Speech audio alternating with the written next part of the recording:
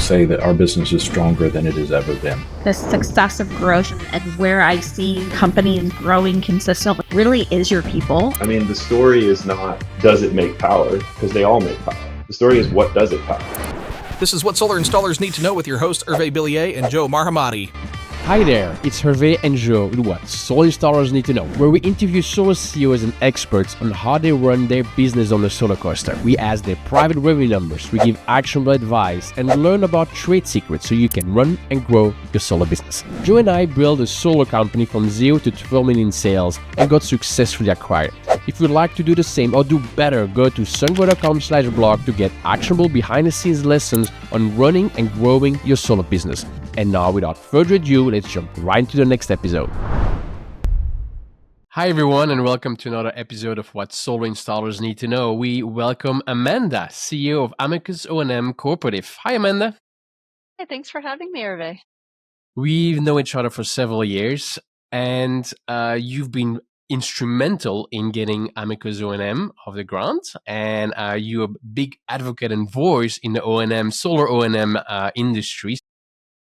Maybe we start with all the items that you've done over the years in the solar industry. You've been part of Namaste Solar, part of Amicus, part of the Clean Energy Credit Union, Amicus O&M. You've been at the center of all of them.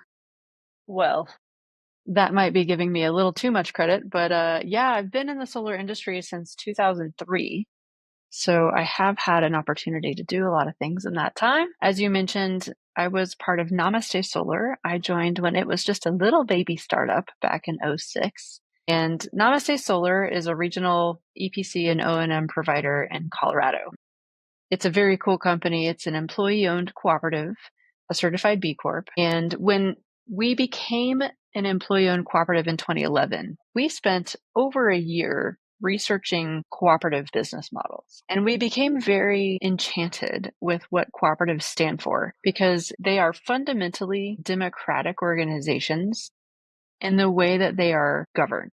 Because in a cooperative paradigm, whoever your members are, whether that's your employees or member companies, or in the cases of like REI, like a retail cooperative, every member owns one share. So all the members are on the same footing. And then when it comes to matters of governance and decision-making, each shareholder is entitled to a vote. And so it's a very egalitarian form of governance that we feel like rights some of the wrongs in the conventional corporate society. Plus, it gives a lot of those members an opportunity to participate in the risk and the reward of company ownership, including profit sharing or potentially loss sharing. And that allows like employees and member companies to participate in the wealth building that comes with corporate ownership. So we got really into that when we became an employee-owned cooperative, and we learned about purchasing cooperatives. So in 2011, we also co-founded the Amicus Solar Cooperative, which is a purchasing cooperative. We call it our sister cooperative, and it has today over 85 member companies throughout the United States, Canada, and Puerto Rico that aggregate their purchases through a central point. So they get better volume-based pricing than any of them would independently. And then a subset of those companies got together in 2014 and said, you know, we're going to need a good solution for residential financing forever. And so we investigated starting a bank, starting a fund, and we ultimately settled on a credit union because credit unions are financial cooperatives. So we started the Clean Energy Credit Union. It is a going concern today. They are crushing it over there. I'm really proud of how far the Clean Energy Credit Union has come. And then right around the time that we hired the CEO for Clean Energy Credit Union, we wrote a grant to start the Amicus O&M Cooperative. And we were originally founded in 2016 with the help of a grant from the Department of Energy's Sunshot Initiative. And I moved over to run this organization full-time in 2017. So I just passed my 8th anniversary in this chair. Right. And the Amicus O&M Cooperative today has 50 member companies throughout the US and Canada that go out and provide the long-term operations and maintenance, or O&M services, for solar PV and BESS systems. I see a trend there. Are you already thinking about the next cooperative to build? Is there another play on this one? Well, I think our friend Stephen Irvin has another one in the works. So he's incorrigible. What can we say? Well, if it's a good trend, might just will keep going. I mean, every one of those organizations that you mentioned I worked with, and all of them are just making an impact. It's phenomenal. It is. I used to joke whenever we encountered a business problem, we would say, "Is there a cooperative for that?" So that is a part of it. But again, I would say one of the reasons why each of these organizations is so impactful is that they are built on a philosophy that when we come together as a community to focus on the common challenges that we face, we can solve them more effectively together than any one of us could individually. And that's built into the corporate structure to some extent, but has been reinforced culturally through the choices that we've made about how we've grown these communities and how we've chosen to approach the business challenges that we all do face. Yeah. Well, a business is technically a dictatorship, right? Or it can be set up as that. Can be. Doesn't have to be, but that is kind of the setup. We kind of take it for granted. But at the same time, I remember very vividly walking in was in my first Amicus retreat. Like, it was a big auditorium. You walk in and you see all those other people dealing with the same problems as you day in, day out. And then it was a very democratic. I know, like, the peace signs, like when you agree, when somebody's speaking and you agree with it, you just, like, that resonates, you make that sign. And it's like, it happens, used a lot. And it's phenomenal to be in a room like that. Like, it's maybe hard to describe. It's a feeling that you're not alone as a soldier CEO, and it gives you not necessarily leverage, although through the purchasing procurement it does, but it helps you move forward. Like, you're not the only one trying to do the right thing, and feeling a support network is phenomenal. I think you just described one of the really unique aspects of being part of the cooperative, which is that there are not very many spaces where you can come together with people who sit in the same chair as you, but in a different geography or a different company, and share honestly and openly what you're facing and feel that support and feel the solidarity. Conferences and trade associations are not necessarily places for that level of sharing. Yeah. And that's what makes the cooperatives a pretty unique space and a unique community. Yeah. So if you're a solar CEO out there and you're not part of Amicus, don't worry. You're not the only CEO trying to figure everything out. And all the bragawatts where you say, like, oh, I installed 2 megawatts last month and this and this and this. Not everybody thinks like that and acts like that. And especially at trade conferences, there's enough people there that you can find, like, and just get answers to some of your questions, from HR to financial to cash flow, because cash flow is always an issue. But why don't we speak more about O&M? So what do you love about Amicus O&M and maybe O&M in general? I had a realization the other day, which is kind of a Captain Obvious realization, but it really solidified for me why operations and maintenance is so important. And a huge part of my why I have dedicated this many years of my life to this aspect of our industry, is that I care very much that solar PV systems do what we said they were going to do. And I've been campaigning to change the name of our service and O&M teams to the integrity team. Mm-hmm. Because we are the ones that ensure that what we sold to a customer comes true. But the Captain Obvious realization is, I was listening to a presentation by a very smart Stanford professor about how we could power the entire planet 100% on renewable energy by 2035. And he was showing... Yeah. All right. Well, we have some work. We have some work to do. But, he was showing the graph of, like, what the resource mix would need to be. That it looks just like the sort of cumulative installed solar graphs where it just goes up and to the right, other way. And somebody leaned over and said, yeah, but that only works if all the previously installed systems are still working. Keep working, yeah. And if the climate crisis is burning around us and renewable energy is one of the answers, it has to stay operational for us to truly solve this problem for our planet. And so The O&M technicians are the front line of making sure that the systems stay operational. And that's not to say that the installers and the developers aren't also important. Of course they are. But O&M technicians and O&M as a concept has been a little bit overlooked in what we've paid attention to over the last 20 years. We've been in this building frenzy, and it's all about the new system and the cool, sexy, shiny new modules that we see coming out every year at the shows.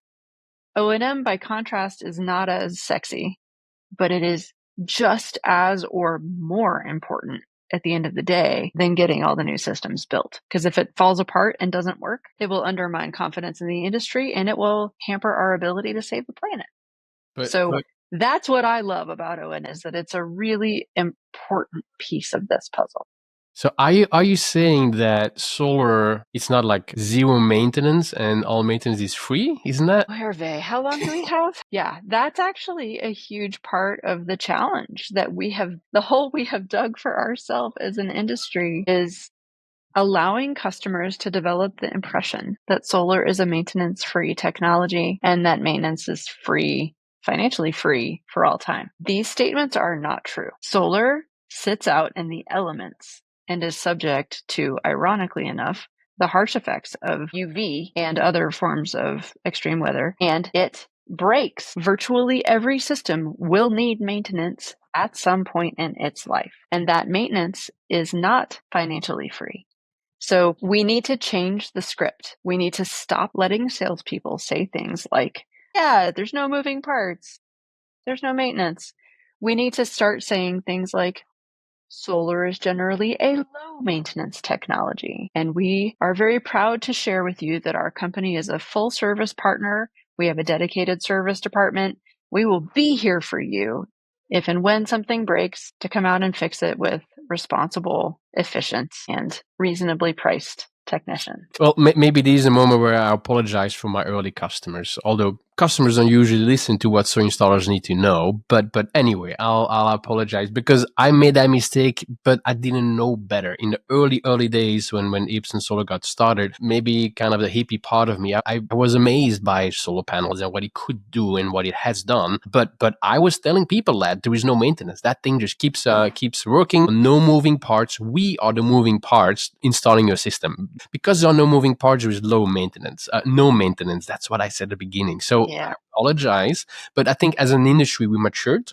And running Epson Solar and making it grow, at some point, I started like, oh, wait, the might just go down. Well, maybe that's a known issue. But then the actual inverters of a solar, the main inverter actually goes down. I saw firsthand that my what I promised customers wasn't true. So we had to adapt and change.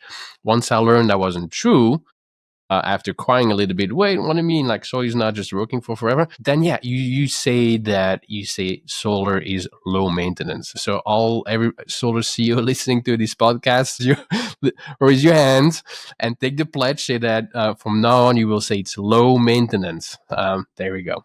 You stole my line. I love baking that into my presentations. But the truth is, Hervé, in the early days, we had to spend a lot of time convincing customers that solar worked and was a reliable technology. And so I probably was guilty of that early in my sales career as well. And that it was because solar was so unfamiliar to your customers, right? We were at the time, at least in my case, in the early aughts, talking to customers who'd never seen it in action. Mm-hmm. Yeah.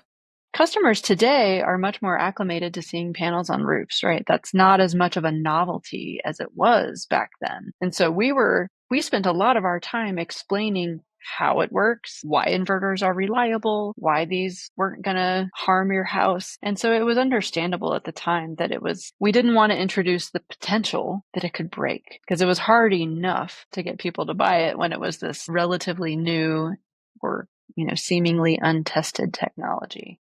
And I think it's also just showing how the industry has changed. First, I just didn't know. And then once you know, is like you mentioned, like the friction between, do you say it in the sales process? How to adjust it? Maybe we talk about that later on. But one of the first systems I installed as an installer, there was no fall protection. It was not a thing. Never heard of it. So I was on the roof. We put like a 2x4 at the end of the roof on the edge so that all the screws, because it was a Univac, there's like a lot of little bolts and nuts at the time. And so, all of that just came down, and you had like at the end of the day, you just scrape everything together. So the industry has changed. We know it's low maintenance. So let's adjust, let's adapt. And so maybe we can speak about how in the sales process, how do you make O&M, how do you make it sexy? How do you, as a company, I think the sexiest part of O&M is like it's a revenue maker, not just a pure cost to your business. Yes. I think cash flow wise, that is sexy. So Yes. Yes, the bean counters like recurring revenue. Hey. But actually, this brings up two important points. One is, if you're thinking about this as an installer, as an EPC, I think another common sin that a lot of us committed in the early years was we didn't know how to correctly account for our workmanship warranties. And what we learned over the years is that when you sell a system that comes with a workmanship warranty, let's say it's a 5-year workmanship warranty, there is actually an accounting best practice that you should strive for, where you allocate some money out of the initial sale price to a liability account on your balance sheet. Because when you promise that your work will be intact 5 years later, the accounting world regards that as a liability. You are promising future work. And if you don't set aside money for it, they call that an unfunded liability, and they don't like it. So GAAP accounting rules says that you should put some money aside anytime you're promising future work. And then when you actually go out to perform that work, let's say you do a truck roll and you determine that it is a workmanship issue, you can bill against that liability account on your balance sheet and pull it over to your profit and loss statement. So in a way, it's like a deferred profit from your EPC sale that you recognize at the time the services are rendered. And there are a couple of different ways to do it. This is the GAAP accounting rules, but there are different ways to account for it. But this concept of having a source of revenue that is attached to every service call that you perform is revolutionary, because for so many EPCs, they follow a pretty conventional trajectory. You open for business, you start installing systems. You get a service call. Something's broken? Weird. You pull somebody off the crew to go fix the thing. They go back out. Eventually, you start getting enough service calls that it becomes disruptive to the workflow of your installation crew. So you dedicate a person So to handling those services. stereotypical. Keep going. I have good memories of what you mentioned. But yeah, this is how it goes for everybody. Eventually, you start, if you've been in business a little while, you also have competitors go out of business. So then you start getting calls from orphan systems that need service that you did not install. And you're like, oh, I can charge those customers money to go out and do those service calls. But up until that point, you may have been recording all of that service work just as costs on your profit and loss statement. And if you look at the service and O&M division as a pure cost center, you are not capturing the full picture of that work. So when you have this balance sheet account set up that you can bill against for your workmanship work or your warranty work, it allows you to recognize that revenue for your service department. And now you have not only the cost, but you have a corresponding revenue. And it should make you money. And this is true for your workmanship warranty items. Then you have your customers that you did not install. Those are pure cash customers. And you should also have a revenue item for any OEM stipends that come in if you have to go out and repair, a manufacturer failure. Many of them will offer a labor stipend. So really, all the service work that you perform should have a form of revenue attached to it so that you're correctly accounting for the very important work that your service teams are doing. So if I recap, you have two types of O&M. You have O&M that you've not installed, like somebody that you've not installed, another customer calls you, can you come fix this? You say yes. You send somebody, that's pure revenue, go to the profit and loss, just as on the profit statement. There, revenue comes in, cash flow, done. The other side is every time you sell a solar system, you should put some money aside. Now, that's not on the profit and loss. That's the other side. That's the balance sheet. So that's a liability. You say, for example, what we did at Ipsen was, I think, $50, I think we put aside, assuming that we would have one truck roll per project over its lifetime. That was the assumption, which later on, I believe, was a good, strong assumption that got verified by others. But basically, you put $250 aside. Okay, there's been some inflation, so maybe now it's more $300. Anyway, around $250 you put aside per project, and you put that as a liability on your books. Now, if a customer of yours calls you a year later, so like, hey, something is missing, your conduit is off, or is getting detached, something, come check it out. You send some dedicated O&M people, but then who pays for that type of maintenance? Because right now it's just a liability. There is still no cash coming into your company. So where is that cash coming from? So this isn't a cash transaction. This is an accounting transaction, right? So you've already sold the system and received payment from your customer, but in lieu of recording that as profit when at the time of the EPC sale, you moved some of that onto your balance sheet. So when you dispatch that truck, they go do the work. You actually, instead of billing it to the customer, you bill it to your liability account. So it's not a cash transfer. It's a profit transfer in your accounting system. That's what's a little tricky about it. To your point about, is it $250 or $300? There's not one established means of calculating how much that should be. It's really a function of looking at, if you've been in business some time, you can look at how many service calls have we needed to send out on average during our workmanship warranty period. The length of your warranty is also going to be a factor in that. So if you offer a 1-year warranty period, or 3 or 5 or 10, you're going to have to set aside a different amount of money. But the important thing is that you apply the concept consistently to all the systems that you install. Now, what about every time you sell a system, that $250, you cannot recognize it as profit? Or do you That's keep true. that cash? Does it need to be on a separate account, on an escrow account, or that's unrelated? I think that's unrelated, because most companies don't have a separate cash account that they're putting this money into. All right. So let's speak about like the duration of the warranty. I remember at first you start with 5 years, 7 years, and then some competitors move it to 10 years, and then 15 years, and then one was like at 20 years. It's like, yeah, we're not doing 20 years. So all those numbers were like kind of like, as long as you kind of get a sale in and you match your competitors, you're good. At some point, we stopped at 12. I had competitors at 15 and 20 years, but 12 was plenty, was more than the people offering 10, so we could kind of win the sale in that way, but it was not like 15 and more years. So we thought it was a good balance there until we exited, we sold Ipsen. And then suddenly that 12th year became very, very real to me about the liability and the cost. So what do you see in the industry, and what do you think is like the right number, if there was a silver lining? I think for a lot of companies, they see the duration of a workmanship warranty as a cheap way to improve customer confidence in the product.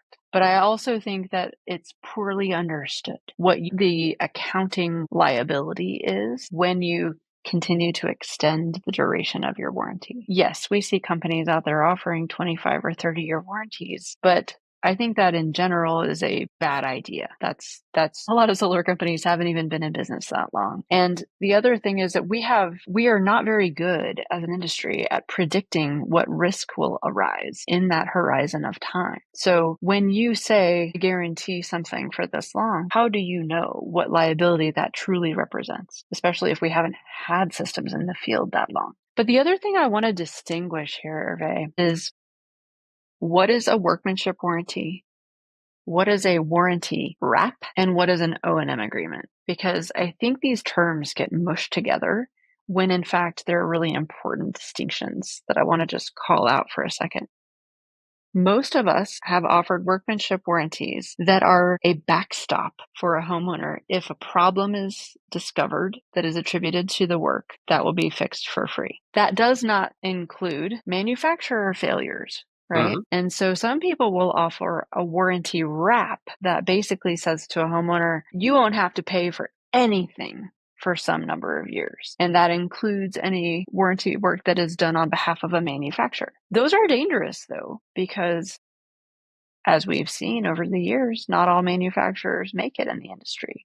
And so if you sign yourself up to be the backstop on an OEM warranty, then you're taking on a potentially significant amount of liability if their Huge. products fail. And so if you're going to offer that, then you need to bake in more cost to protect you from that risk, right? But the other thing is that warranties, and even in many cases, warranty wraps, are reactive agreements. If there's a problem, if the roof springs a leak, if the conduit pops off the wall, these are problems that we then react to and come out to address. O&M agreements, by contrast, are proactive agreements. They typically include active monitoring.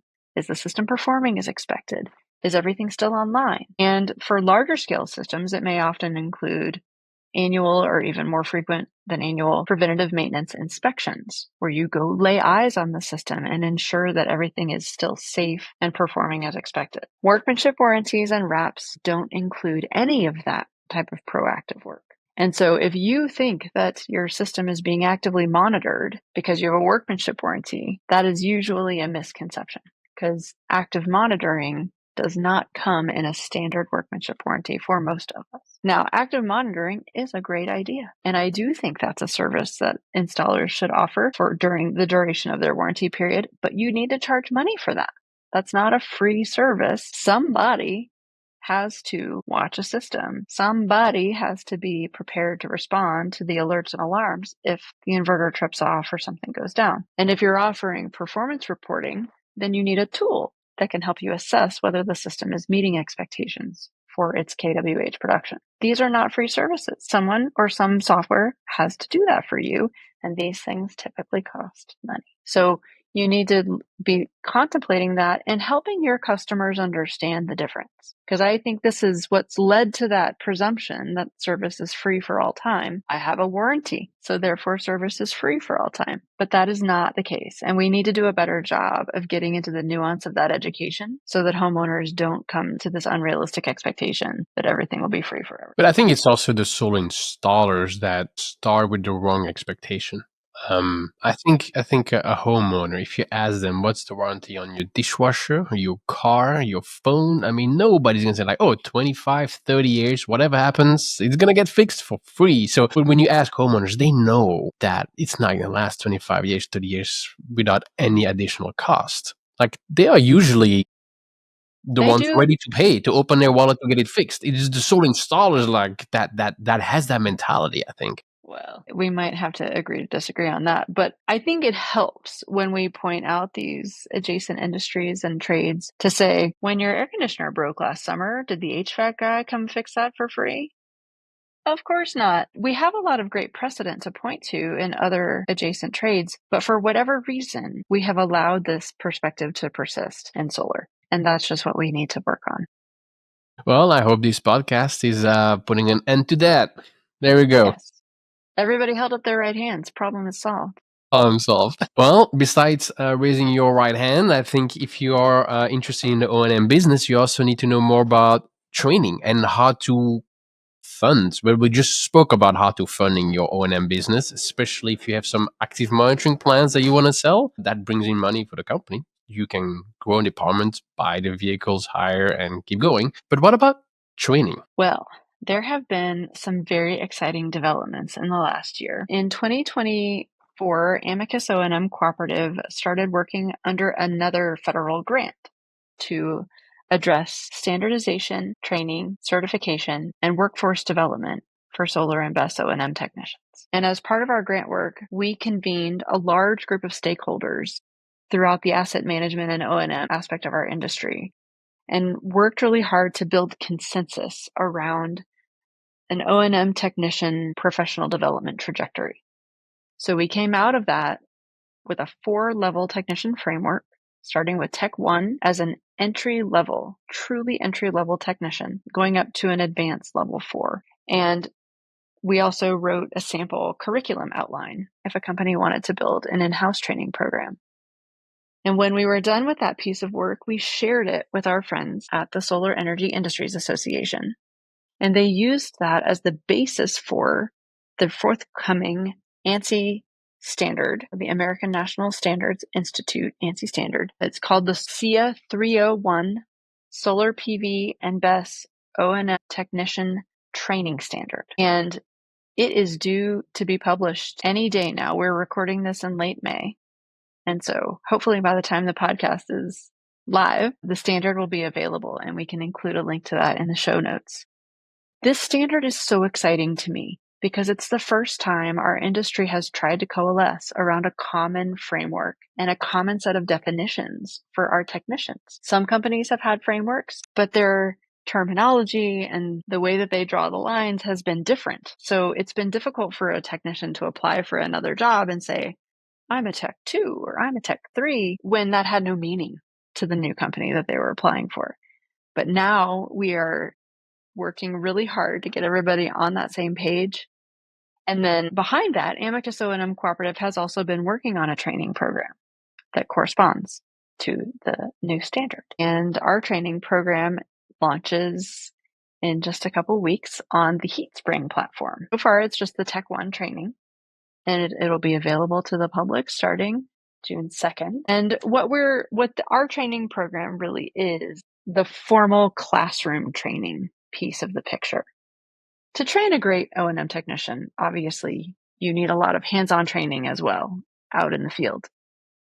But this is the formal classroom part that fills in some of the gaps on theory and sort of the background that they need to know, so that as they go out into the field and learn how, they also learn about why. And for Tech 1, it's, I mentioned it starts at an entry level. And while all of us prefer to hire highly experienced installers and electricians to be our O&M and service technicians, the truth is we don't have enough of them. And so if we are going to expand that workforce, we need a way to bring in truly entry-level people and train them straight into this work.